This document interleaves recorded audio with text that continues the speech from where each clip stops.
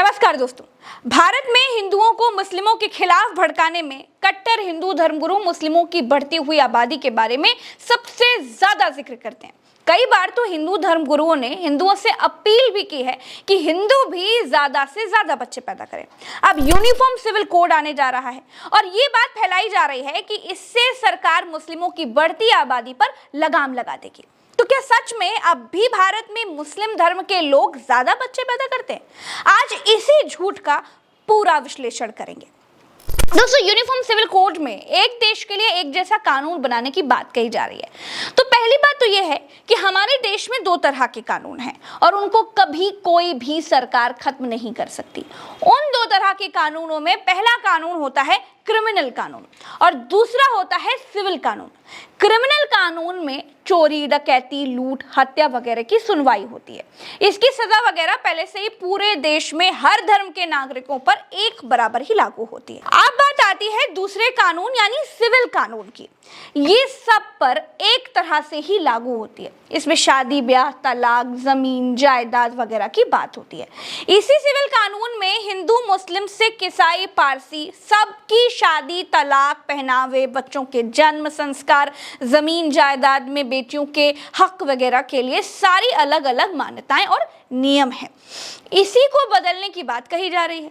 कुछ लोग इसमें बुर्का प्रथा खत्म करने, हिजाब, खतना वगैरह की बात भी कर रहे हैं। लेकिन ये ड्राफ्ट जब बनकर आएगा ना, ये तो तभी साफ हो पाएगा। अब बात आती है बच्चे पैदा करने की कि क्या यूनिफॉर्म सिविल कोड आने से बच्चा पैदा करने के मामले में मुस्लिमों की चूड़ी टाइट हो जाएगी? तो इसको बताने के लिए हमने नेशनल फैमिली हेल्थ सर्वे के जो आंकड़े निकाले और दैनिक भास्कर में जो रिपोर्ट छपी उसका अध्ययन किया, तो ये पाया कि देश में हिंदुओं के मुकाबले मुस्लिम धर्म में बच्चे पैदा करने में ज्यादा गिरावट आई है। NFHS इसके आंकड़ों के मुताबिक देश के सभी धार्मिक समूहों में प्रजनन दर में गिरावट आई। पिछले 29 सालों में यानी 1992 से 2021 के बीच मुस्लिमों की प्रजनन दर में सबसे ज्यादा 46.5% की गिरावट देखने को मिली है। वहीं हिंदुओं में 41.2% की गिरावट आई है। यानी कि पिछले 29 सालों में हिंदुओं के मुकाबले मुस्लिमों की प्रजनन दर घटी है। दूसरी सबसे चौंकाने वाली बात यह है, दूसरा सबसे बड़ा खुलासा यह है दोस्तों कि धर्म के आधार पर बच्चे पैदा करने के लिए अब तक मुस्लिमों को दोषी ठहराया जाता था। लेकिन सबसे बड़ी बात यह है, सबसे बड़ा खुलासा यह है कि ज्यादा बच्चे पैदा करने का धर्म से कोई लेना देना नहीं है। नेशनल फैमिली हेल्थ सर्वे के आंकड़ों के मुताबिक बच्चे पैदा करने का अनुपात यानी प्रजनन दर का सीधा संबंध धर्म से नहीं बल्कि शिक्षा, सामाजिक, आर्थिक स्थिति, स्वास्थ्य सुविधा से है। 2015 से 16 के आंकड़ों के मुताबिक कम आयु वाले लोगों में प्रजनन दर 3.2 है, वहीं अमीरों में प्रजनन दर 1.5 है।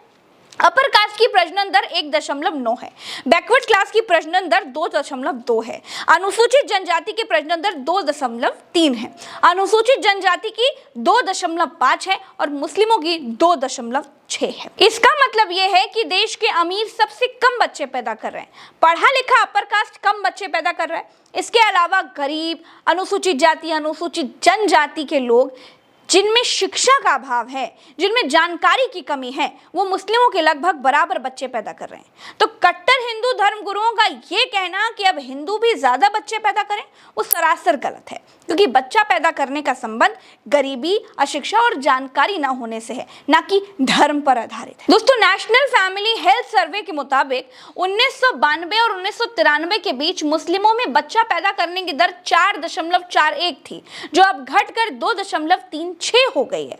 वहीं तब हिंदुओं की बच्चा पैदा करने की दर 3.3 थी, जो अब घटकर 1.94 हो गई है। यानी बच्चे पैदा करने के मामले में हिंदुओं के मुकाबले मुस्लिमों के अनुपात में ज्यादा कमी आई है और ये कमी शिक्षा और आर्थिक हालात में कुछ सुधार होने की वजह से आई है, ना कि धार्मिक आधार पर आई है।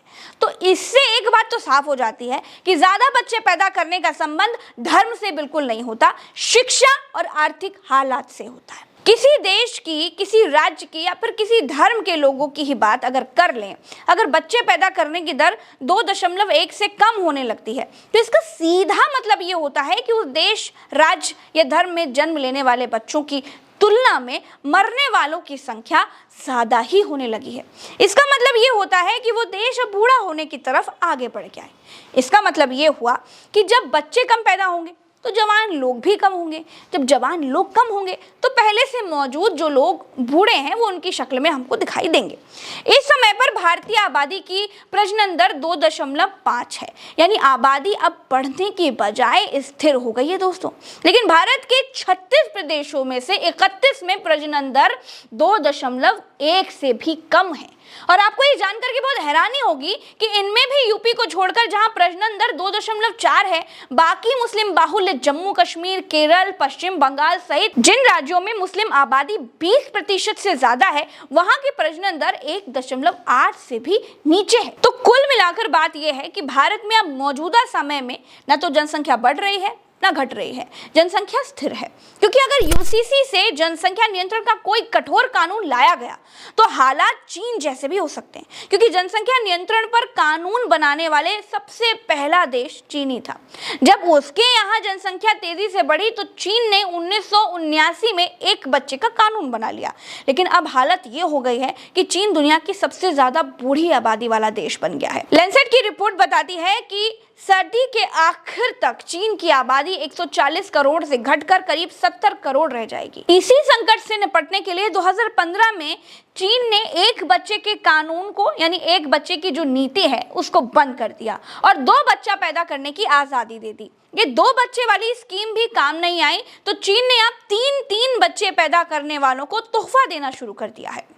दोस्तों, अब अगर कोई बाबा आपको भड़काए, अगर कोई मौलाना आपको बहकाए तो प्रज्ञा मिश्रा की इस रिपोर्ट को याद रखिएगा और वीडियो उससे जरूर शेयर कर दीजिएगा, क्योंकि आंकड़े बता रहे हैं कि मुस्लिम आबादी में भी बच्चे के जन्म लेने की दर कम हुई है और हिंदुओं में भी कम हुई है। पहले मुस्लिमों में ये दर हिंदुओं से ज्यादा थी, लेकिन जब कम हुई तो उसी अनुपात में हिंदुओं के मुकाबले ज्यादा अनुपात में कम हुई।